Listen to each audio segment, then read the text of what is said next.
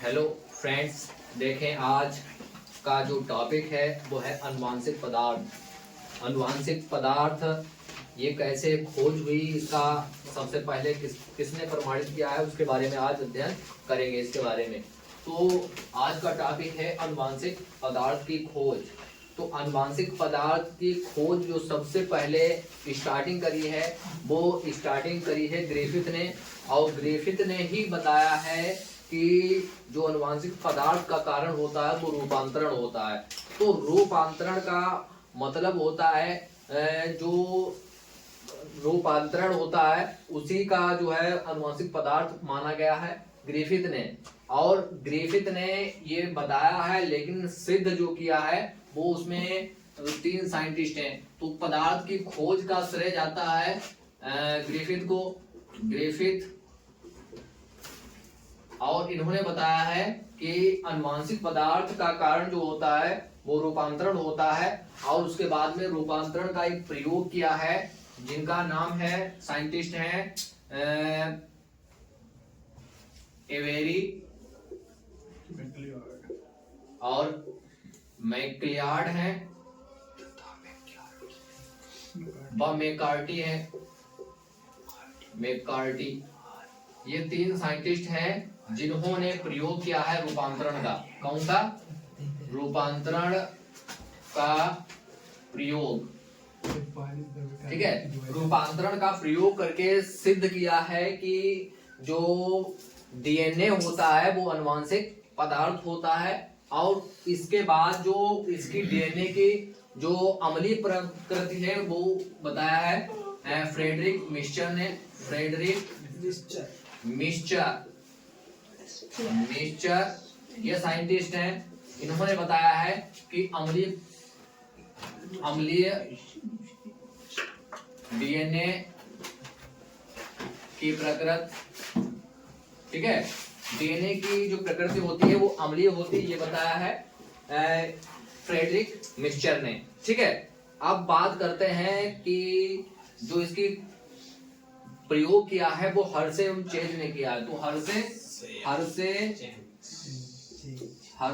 व चेज का प्रयोग, हर्शे व चेज का प्रयोग इन्होंने प्रयोग किया है और सिद्ध किया है कि अनुवांशिक पदार्थ जो होता है वो डीएनए होता है, न कि प्रोटीन। तो इन्होंने प्रयोग में क्या बताया है, एक डीएनए तो सभी को मालूम है, डीएनए डीऑक्सीराइबोन्यूक्लिक एसिड, ठीक है। अब प्रयोग करके कैसे सिद्ध किया है, हर्शे एवं चेज ने, ये 2 लोग थे, इन्होंने एक प्रयोग किया। उस प्रयोग के माध्यम से सिद्ध किया कि डीएनए ही अनुवांशिक पदार्थ है, ना कि प्रोटीन, ठीक है। तो कैसे ये प्रयोग करेंगे उसका पूरा स्ट्रक्चर डायग्राम है। उन्होंने जो P32 लिया है और S35 लिया है, ठीक है। संवर्धन 2 संवर्धन माध्यमों में प्रयोग किया अलग अलग, ठीक है। सभी को मालूम है कि जो T2 होता है ये जीवाणु भोजी होता है। क्या होता है T2? जीवाणु भोजी नहीं, जीवाणु भोजी, ठीक है, जीवाणु भोजी है T2। ई कोलाई जो होता है, ई कोलाई पर प्रभावी होता है ये T2, ठीक है। ई कोलाई को प्रभावित करता है T2, ये जीवाणु भोजी होता है। जीवाणु भोजी एक वायरस होता है जो जीवाणुओं का नाश करता है, ठीक है, जीवाणुओं को नाश कर देता है, मार देता है, खत्म कर देता है। तो इनका जो प्रयोग लेंगे हम, इनका प्रयोग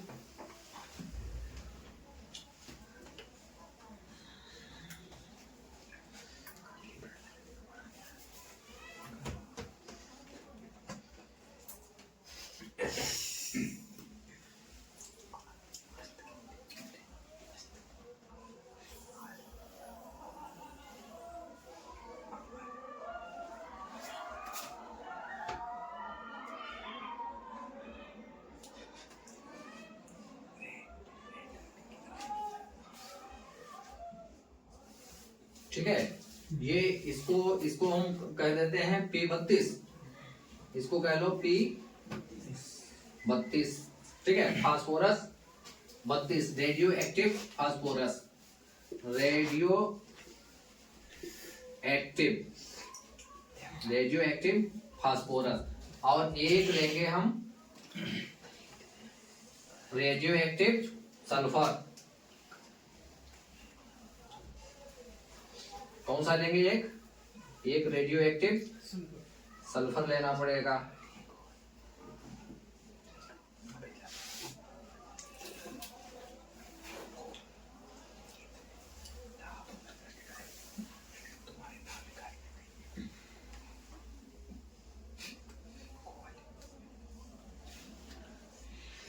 तो यहां पर ले लो इसको रेडियो एक्टिव S35, इसको कह दो रेडियो एक्टिव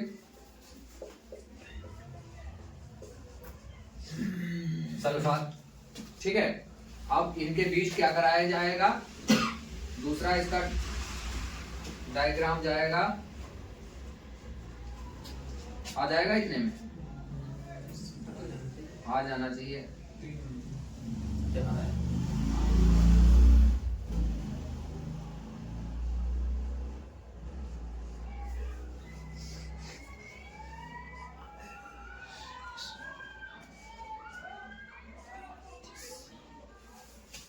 ये ले लो। इसमें जो होता है वो होता है यहाँ पर ऐसे, इसको हल्के ऐसे ही छोड़ दो। ठीक है, तो इसका आ जाएगा यहाँ पर, और यहाँ पर आ जाएगा ऐसे ही हल्के बना लो, वरना बहुत टाइम लगेगा इसमें।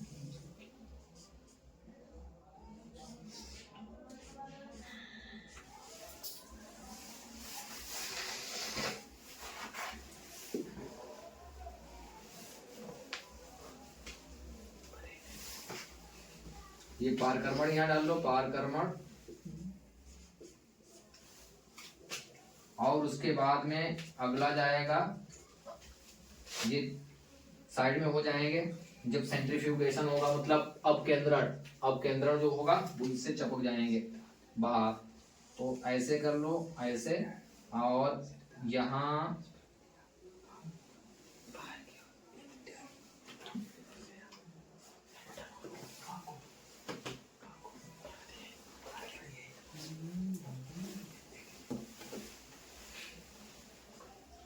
यहाँ हो गया। ठीक है,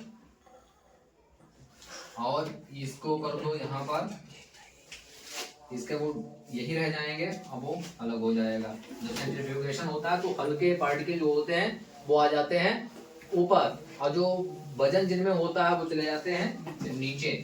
ठीक है, तो जो हल्के होते हैं वो आते हैं, जैसे ये सेंट्रीफ्यूगेशन इसमें दूध वाला होता है, दूध पे क्रीम निकाली जाती है, तो दूध में क्रीम जो निकाली जाती है, तो जो हल्के वाली चीजें होती हैं वो ऊपर आ जाती हैं, और वजन वाली जो चीजें नीचे बैठ जाती हैं। इतनी तेजी से स्पीड में घुमाया जाता है इसको। ठीक है, तो यहाँ पर इसको बना लो ऐसे करके, ऐसे ऐसे ऐसे। ठीक है, और इसके बाद में जो बनाना है इसका हो जाएगा रूपांतरण। ये होगा अपकेंद्रण, अपकेंद्रण द्वारा इनको अलग करना, पृथक करना, द्वारा पृथक। इसके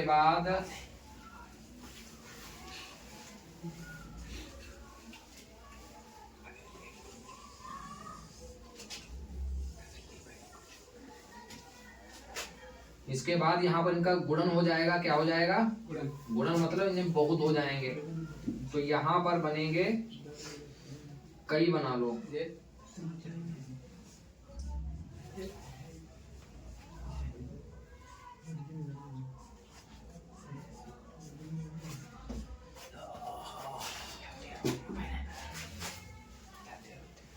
यहाँ पर कई बना दो इसके, इनका गुणन हो गया।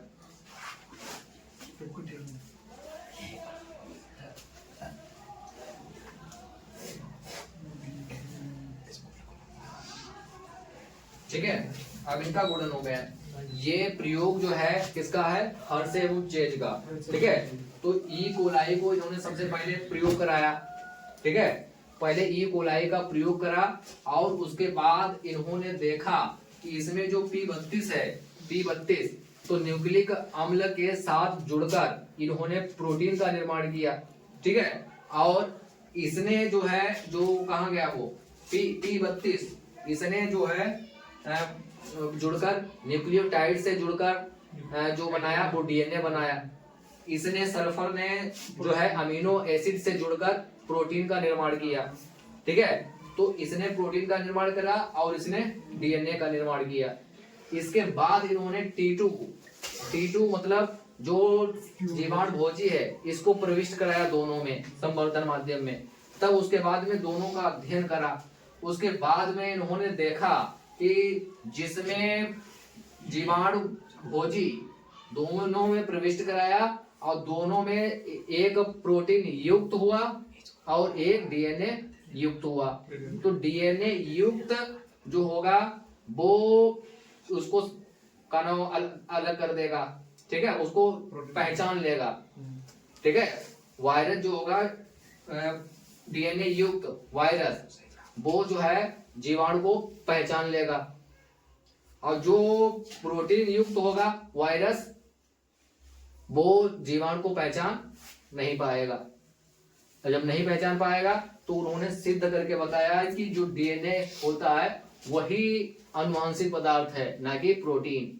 उसमें प्रोटीन भी होती है, प्रोटीन जो है आनुवांशिक पदार्थ नहीं है। वो एक पीढ़ी से दूसरी पीढ़ी तक लक्षणों को वंशागत नहीं करता है। ये प्रयोग जो था वो हर्ष एवं चेज का था, ठीक है, हर्ष एवं चेज। तो अब इससे सिद्ध हो गया है कि डीएनए ही जो है आनुवांशिक पदार्थ है, ठीक है। आनुवांशिक पदार्थ मतलब एक पीढ़ी से दूसरी पीढ़ी में जो लक्षण जाते हैं, कैरेक्टर जाते हैं, वो इसी के माध्यम से जाते हैं, प्रोटीन के माध्यम से नहीं जाते हैं, ठीक है। होती उसमें प्रोटीन भी है, और इसकी अम्लीय प्रकृति जो डीएनए की होती है वो फास्फोरिक अम्ल की वजह से होती है, ठीक है। तो अम्लीय प्रकृति जो बताई है वो बताई है मिक्सचर ने, फ्रेडरिक मिक्सचर ने। तो अलग अलग सबको ध्यान रखना है। एवेरी मैककार्टी ये रूपांतरण का प्रयोग इन्होंने करा, ठीक है, और सिद्ध किया कि डीएनए जो आनुवांशिक पदार्थ है। और ग्रिफिथ है, इन्होंने सबसे पहले बताया कि इसका जो कारण होता है रूपांतरण होता है, और फ्रेडरिक मिक्सचर ने इसका अम्लीय प्रकृति बताई। हर्ष एवं चेज ने प्रयोग करके पूरा सिद्ध करके बताया कि नहीं ऐसा ऐसा होता है, ठीक है। तो इन्होंने T2 जीवाणु भोजी और ई कोलाई को लिया, और जो रेडियो एक्टिव P32 और रेडियो एक्टिव S35 इनको लिया। एक संवर्धन माध्यम ये है और एक संवर्धन माध्यम ये है। तो ये अलग चल रहा है, ये अलग चल रहा है संवर्धन माध्यम। इसमें ई कोलाई को प्रविष्ट कराया, पराक्रमण करवाया, और उसके बाद में इसका अपकेंद्रण किया। जब अपकेंद्रण किया तो अलग अलग परिस्थितियां आई, एक डीएनए युक्त और एक प्रोटीन युक्त हुआ, और उसके बाद में इसका गुणन कराया। तो गुणन कराया, उसके बाद में ये सिद्ध हुआ कि डीएनए ही आनुवांशिक पदार्थ है। अब डीएनए हर जगह डीएनए से जो साइंस में वैज्ञानिक तौर पर इससे बहुत फायदा प्राप्त हुई है। डीएनए टेस्ट कराया जाता है। डीएनए टेस्ट मतलब किसी के अगर पैतृक संबंध दर्शाना है तो डीएनए टेस्ट होता है। और डीएनए का टेस्ट अपराधी से भी संबंधित हो जाता है, डीएनए टेस्ट होता है। बाल से भी डीएनए आ जाता है, खून से आ जाता है, स्पर्म से आ जाता है, हड्डी से आ जाता है, खाल से आ जाता है, कई चीजें हैं। मतलब उसकी पार्ट से कोई चीज बरामद हो जाए उससे डीएनए पता चल जाएगा, ठीक है। तो डीएनए पैतृक भी दर्शाता है। उनका हुआ था, क्या नाम का है, एनडी तिवारी, जो यहाँ के सीएम रह चुके हैं।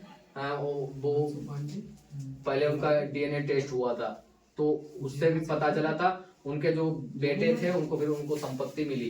अगर कह दिया जाए कि ये जो इनका बेटा है, तो अगर सिद्ध हो गया डीएनए में तो बेटा मानना पड़ेगा, और उसके बाद उसको संपत्ति देनी पड़ेगी, ठीक है। ये डीएनए